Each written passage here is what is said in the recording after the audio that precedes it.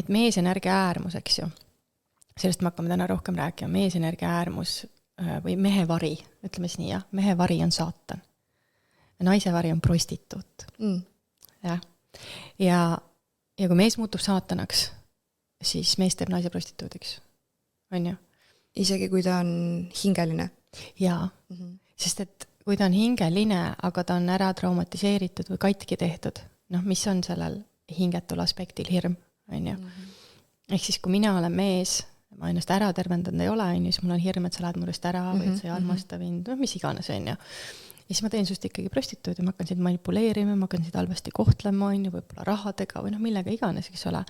Aga naine pannakse sellesse kohta, kus naine ei ole austatud. Naine ei ole hoitud, eks ju, või naine on kontrollitud. Siin tuleb ka see nartsissismi teema sisse. Absoluutselt, sellest ma võin täitsa täna ka veel rääkida, on ju.